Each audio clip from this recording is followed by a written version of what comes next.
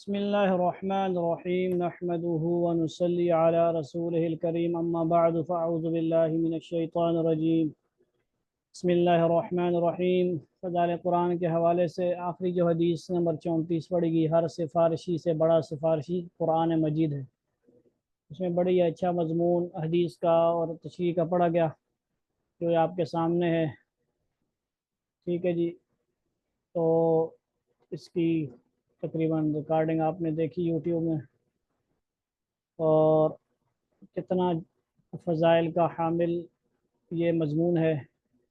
آج جو حدیث نمبر 35 ہے اس کو پڑھتے ہیں۔ بسم اللہ الرحمن الرحیم، اللہم صلی علی محمد النبی الامی وعلی آلہ وسلم تسلیما۔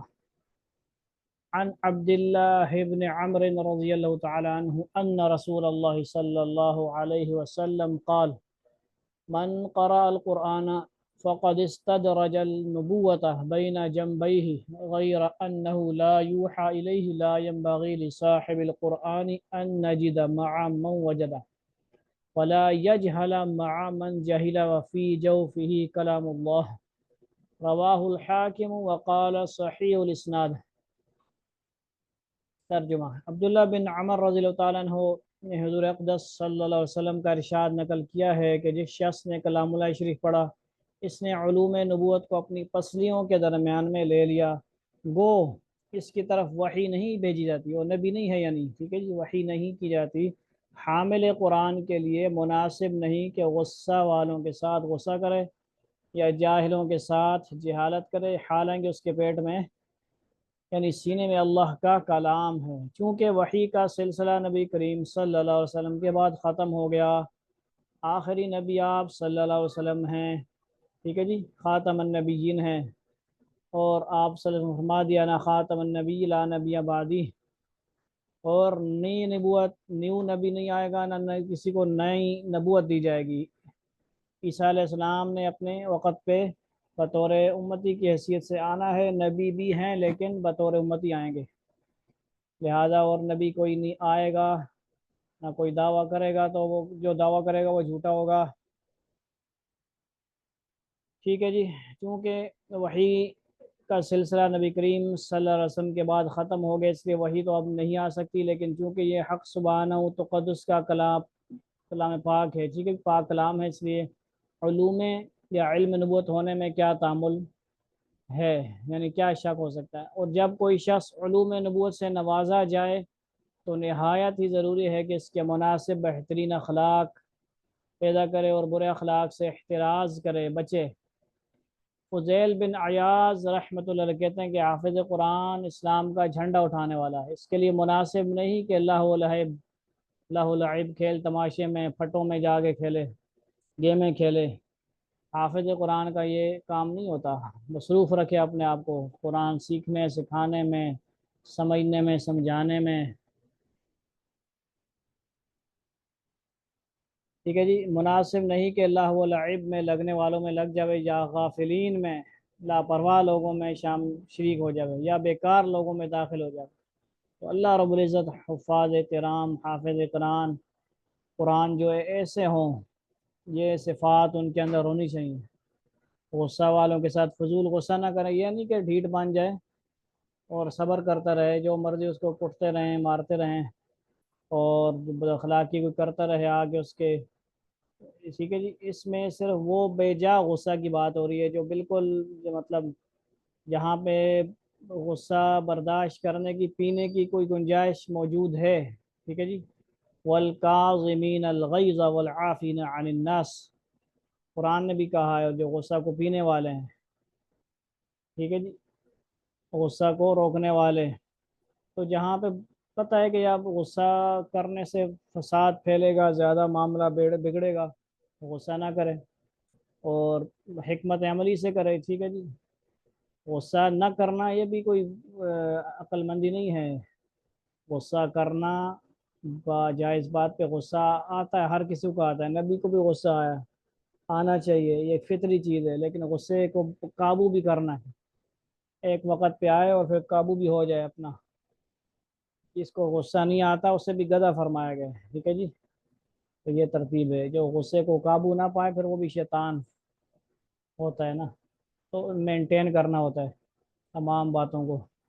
جاہلوں کے ساتھ جہالت نہ کرے، جاہل لگے ہوئے ہیں اپنی شغل میلے میں، فضول گپ شپ میں، تو یہ بھی شامل ہو جائے، گیموں میں شامل ہو جائے، فضول باتوں میں شامل ہو جائے، تو ان میں اور ان میں کیا فرق رہ جائے گا؟ اس کے پاس قرآن پاک بڑی جیسی دولت ہے، یہ ان کو اس کی طرف دعوت دے، کوئی چیز سکھائے، سیکھے، ٹھیک ہے جی۔ علوم نبوت اس کے پاس ہے نا، اتنا بڑا علم اللہ نے اس کو دیا ہے۔ حدیث نمبر 36 ہے، وہ تین خوش نصیب جو حساب کتاب سے آزاد ہوں گے، سبحان اللہ۔ عن ابن عمر رضی اللہ تعالی عنہ قال قال رسول اللہ صلی اللہ علیہ وسلم ثلاثة لا يهولهم الفزع الأكبر ولا ينالهم الحساب هم على كثيب من مسك حتى يفرغ من حساب الخلائق: رجل قرأ القرآن ابتغاء وجه الله وأما به قوما وهم به رازون وداع يدعو إلى الصلوات ابتغاء وجه الله وجه الله ورجل أحسن فيما بينه وبين ربه وفيما بينه وبين مواليه، رواه الطبراني في المعاجم الثلاثة۔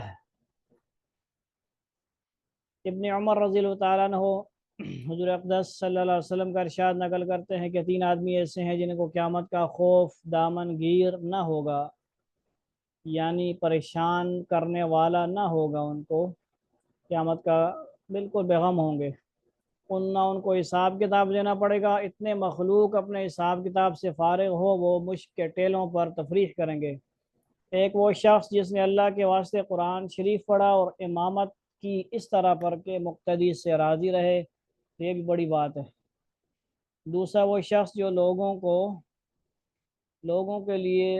کو کیا کرتا ہو جی، نماز کے لیے بلاتا ہو صرف اللہ کے واسطے۔ تیسرا وہ شخص جو اپنے مالک سے بھی اچھا معاملہ کر رکھے اور اپنے ماتحتوں سے بھی۔ قیامت کی سختی، اس کی دہشت، اس کا خوف، اس کی مصیبتیں اور تکالیف ایسی نہیں کہ کسی مسلمان کا دل اس سے خالی ہو یا بے خبر ہو۔ اس دن میں کسی بات کی بے وجہ سے بے فکری نصیب ہو جائے، یہ بھی لاکھوں نعمتوں سے بڑھ کر اور کروڑوں راحتوں سے کیا ہے، محتم ہے، عمدہ عمدہ ہے، بہتر ہے۔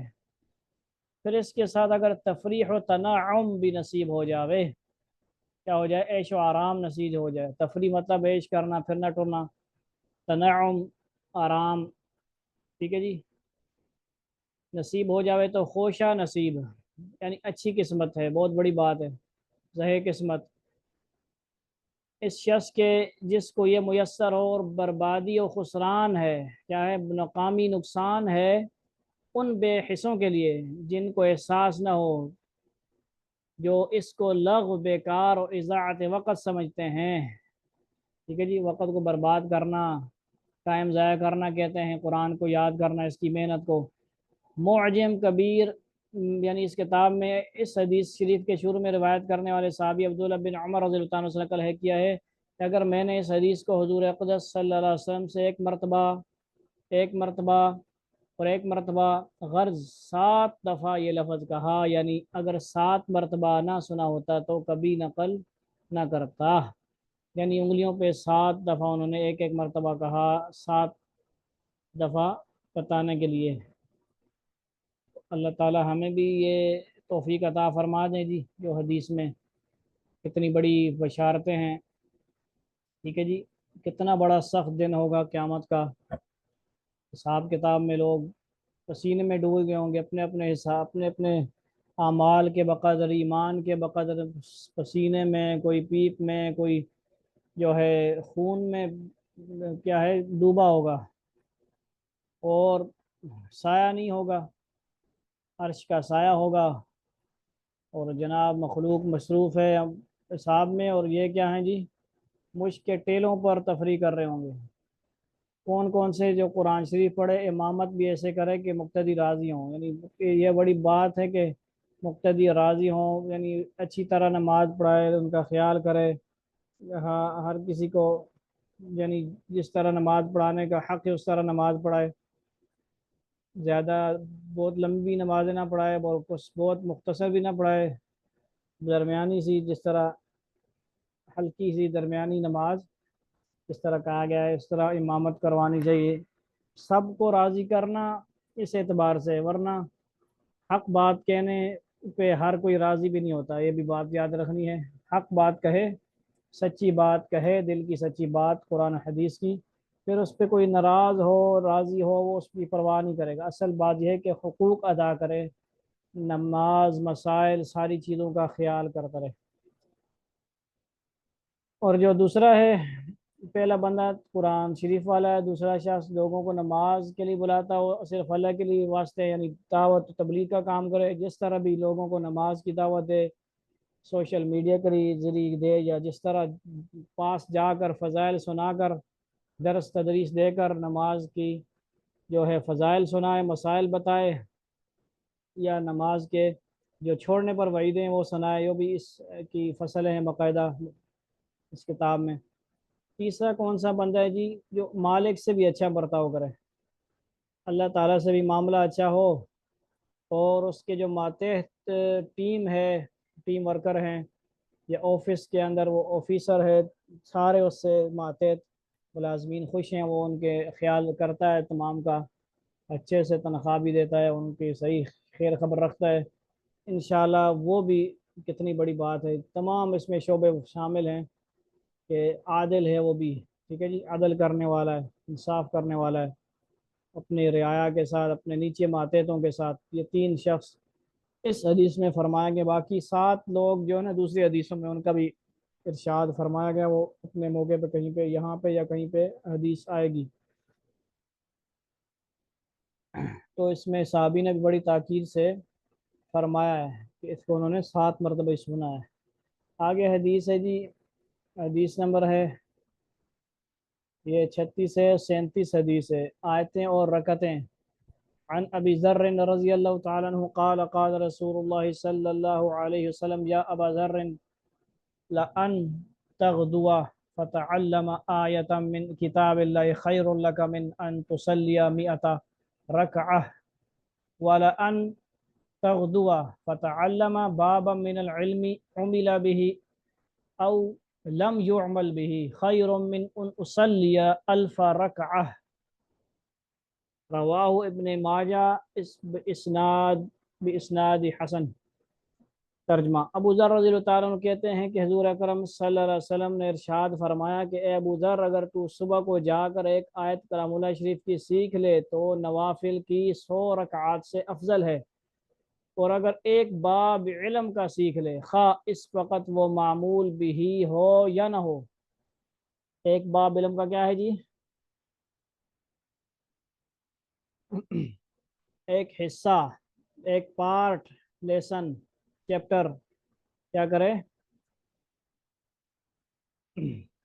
سیکھ لے، خواہ اس وقت وہ معمول بھی ہو یا نہ ہو، مطلب اس پر عمل کیا جائے یا نہ کیا جائے، صرف سیکھا اس نے علم نماز کے فضائل کا، یا مسائل کے اندر باب ہے وضو کے فرائض واجبات، نماز کے آ گئے، وضو کے اندر آ گئے، اس کے مستحبات، سنتیں، فرائض، نواقض وضو، مفسدات وضو، یہ ایک باب ہے۔ جسی طرح نماز کے الگ سارے مسائل اس نے سیکھے، عمل کرے یا نہ کرے وہ الگ بات ہے، سیکھنا صرف سیکھے اس نے صرف تو 1000 رکعت نفل پڑھنے سے بہتر ہے، علم کا اتنا مقام ہے۔ بہت سی احادیث اس مضمون میں وارد ہیں کہ علم کا سیکھنا عبادت سے افضل ہے۔ فضائل علم میں جس قدر روایات وارد ہوئی ہیں، ٹھیک ہے جی، وارد کا مطلب کیا ہوتا ہے؟ آنا، آئی ہیں جتنی روایات ان کا احاطہ مکمل ذکر کرنا، بالخصوص اس مختصر کتاب میں دشوار ہے، مشکل ہے، بہت زیادہ فضائل ہیں۔ حضور صلی اللہ علیہ وسلم کا ارشاد ہے کہ عالم کی عابد پر فضیلت ایسی ہے جیسا کہ میری فضیلت میں سے ادنا، ٹھیک ہے جی، یعنی معمولی درجے کا جو صحابی ہیں اس شخص پر۔ ایک جگہ ارشاد کہ شیطان پر ایک فقیہ، شریعت کے مسائل جاننے والا 1000 عابدوں سے زیادہ سخت ہے، کیونکہ 1000 عابد یا عابد عمل کر رہا ہوگا اور عمل تو کرے گا، جتنے مرضی ذکر کرتا رہے، نوافل پڑھتا رہے، علم نہیں ہوگا مسائل شائل کا تو وہ کچھ نہ کچھ گڑبڑ کر جائے گا بھائی۔ عالم ہوگا، فقی ہوگا تو اس کی بڑی اہمیت ہے، وہ ہر مسئلے کا اس کو پتہ ہوگا، وہ ہر جگہ سے نکل جائے گا بچ کے، ٹھیک ہے جی، کہیں پہ پھنسے گا نہیں۔ تو یعنی ایکسپرٹ ہونا مسائل میں بھی، فقی ہونا، یہ بڑی بات ہے، اس کا بھی بہت ضروری ہے، ٹھیک ہے جی۔ تمام شعبوں کو زندہ رکھنا سیکھنا بہت ضروری ہے، تمام شعبے والے ایک دوسرے کی قدر کریں، ایک دوسرے کے ساتھی بنیں، ایک شعبے کو لے کر دوسرے شعبے والوں کی ٹانگیں نہ کھینچیں، ٹھیک ہے جی۔ ہر شعبہ ایک دوسرے کی ہیلپ کرے، معاون بنے، مسائل والے ہیں تو فضائل والوں کے وہ کیا کریں، ٹانگیں نہ کھینچیں، ان کے ساتھ ہیلپ کریں، معاون بنیں کہ بھائی ہم سے مسائل سیکھیے، ہم آپ سے فضائل سیکھتے ہیں، ٹھیک ہے جی۔ فضائل والا کہے ٹھیک ہے جی ہم آپ کو فضائل بتاتے ہیں، ہم آپ سے مسائل سیکھتے ہیں۔ تو تمام شعبے جتنے بھی ہیں مدارس والے ہر شعبے کو زندہ کر رہے ہیں اور ایک دوسرے کی ہیلپ کریں، تو تمام کی فضیلتیں ہیں۔ ذکر والے عبادت والے عبادات میں لگیں، لیکن مسائل سیکھیں، مسائل سیکھیں، مسائل سیکھیں، سیکھ کر کریں۔ آگے حدیث ہے جی، کم سے کم 10 آیت پڑھنے کا اجر۔ اب اس میں پچھلی حدیث میں دیکھیں، ایک آیت سیکھ لی کسی سے، جہاں مرضی سیکھ لیں، دیکھیں یہاں پہ لکھا ہوا ایک آیت کلام اللہ شریف کی سیکھ لے صبح کو جا کر، صبح جائے جس وقت جائے، مقصد کیا ہے، عبادت، قرآن کی تعلیم ہے۔ ایک آیت بھی سیکھ لی، ناظرہ سیکھ لی، جوڑ سیکھ لیا، روان سیکھ لیا، ترجمہ سیکھ لیا، تو وہ اس نے اگر 100 نوافل نہ بنا پڑھ سکتا ہے، ٹھیک ہے جی۔ 1 گھنٹے میں اگر اس نے ایک آیت سیکھی، آدھا گھنٹے میں سیکھی، تو وہ کیا ہوگا جی، نوافل سے افضل ہے، ٹھیک ہو گیا جی۔ اور ایک باب سیکھ لیا، وہ بڑی بات ہے جی، تو وہ 1000 رکعت نوافل سے پڑھ افضل ہو جائے گا۔ بندہ ایک باب سیکھا، اس میں اس نے باب یعنی بیب کیا ہوتا ہے، یعنی جس طرح وضو کے تمام مسائل سیکھ لیے، ٹھیک ہے جی، موٹے موٹے سیکھ لیے، مثال کے طور پر نماز کے جو 13 فرائض ہیں، واجبات 14 ہیں، اسی طرح نماز کن چیزوں سے ٹوٹتی ہے، مکروہ ہوتی ہے، ایسی ایسی چیزیں سیکھ لیں، اور اس نے اب سب پر عمل ہوا یا نہ ہوا، 1000 رکعت نوافل پڑھنے سے اس کو افضل ثواب مل گیا۔ آگے دیکھیں جی، بسم اللہ الرحمن الرحیم۔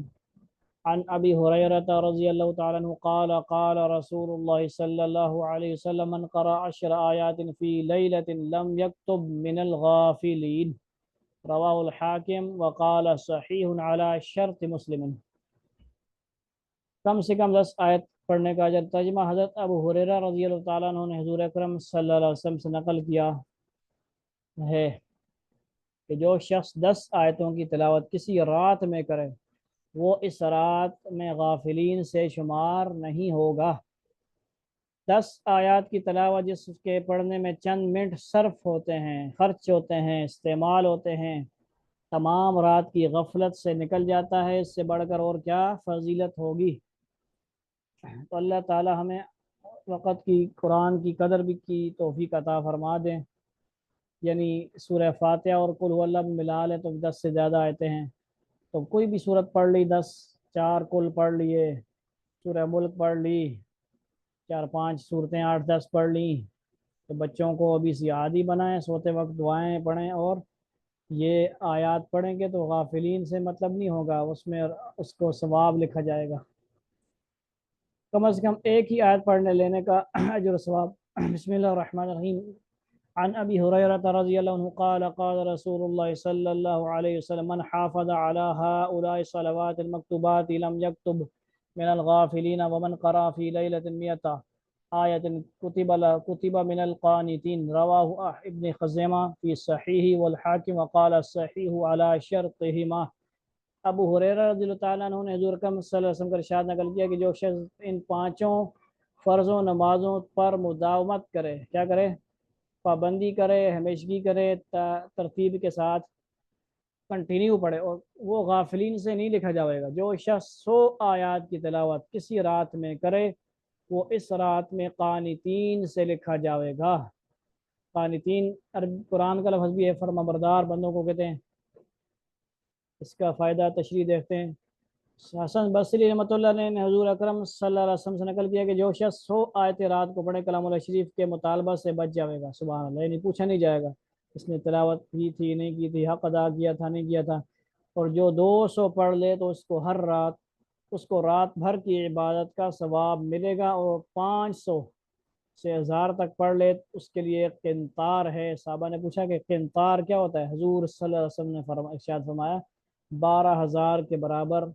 درہم بھی مراد ہو سکتے ہیں اور دینار بھی، ٹھیک ہے جی۔ ایک اور آخری 40ویں حدیث ہیں، کیونکہ یہ شاید 40 حدیثوں کا مجموعہ ہے۔ تمام فتنوں سے نجات قرآن میں۔ عن ابن عباس رضی اللہ تعالیٰ عنہ قال قال رسول اللہ صلی اللہ علیہ وسلم نزل جبرائیل علیہ السلام علی رسول اللہ صلی اللہ علیہ وسلم فاخبرہ انہ ستکون فتن قال فمخرج منها یا جبرائیل قال کتاب اللہ رواہ رزین کدا فی رحمت المہدہ۔ ابن عباس رضی اللہ تعالیٰ عنہ کہتے ہیں کہ حضرت جبریل علیہ السلام نے حضور اقدس صلی اللہ علیہ وسلم کو اطلاع دی کہ بہت سے فتنے ظاہر ہوں گے۔ حضور صلی اللہ علیہ وسلم نے دریافت فرمایا کہ ان سے خلاصی یعنی چھٹکارا وغیرہ کی کیا صورت ہے؟ انہوں نے کہا کہ قرآن شریف، کتاب اللہ پر عمل بھی فتنوں سے بچنے کا کفیل ہے، ذمہ دار ہے، اور اس کی تلاوت کی برکت بھی فتنوں سے خلاصی کا سبب ہے۔ حدیث نمبر 22 میں گزر چکا ہے کہ جس گھر میں کلام پاک کی تلاوت کی جاتی ہے سکینہ، خاص قسم کا سکون اور رحمت اس گھر میں نازل ہوتی ہے، شیاطین اس گھر سے نکل جاتے ہیں۔ فتنوں سے مراد خروج دجال، دجال وغیرہ کا نکلنا، فتنہ تاتاری قوم جو ہے وغیرہ علماء نے بتلائے ہیں۔ حضرت علی کرم اللہ وجہہ سے بھی ایک طویل روایت میں حدیث بالا کا مضمون وارد ہوا ہے۔ حضرت علی رضی اللہ تعالیٰ عنہ نے کی روایت میں وارد ہے کہ حضرت یحییٰ علیہ السلام نے بنی اسرائیل سے کہا کہ حق تعالیٰ شان تم کو اپنے کلام کے پڑھنے کا حکم فرماتا ہے، اور اس کی مثال ایسی ہے جیسے کوئی قوم اپنے قلعہ میں محفوظ ہو اور اس کی طرف کوئی دشمن متوجہ ہو کہ جس جانب سے بھی حملہ کرنا چاہیں اسی جانب میں اللہ کے کلام کو اس کا محافظ پاوے گا، یعنی bodyguard, safeguard, security guard, حفاظت کرنے والا پائے گا، اور وہ اس دشمن کو دفع کر دے گا، دور کر دے گا، ٹھیک ہے جی۔ اچھا آگے انشاءاللہ دیکھتے ہیں خاتمہ والی جو احادیث ہیں وہ انشاءاللہ اگلے سیشن میں ہوں گی۔ اللہ رب العزت ہمیں عمل کی توفیق عطا فرما دیں۔ وآخر دعوانا ان الحمد للہ رب العالمین، والسلام علیکم ورحمۃ اللہ تعالی وبرکاتہ۔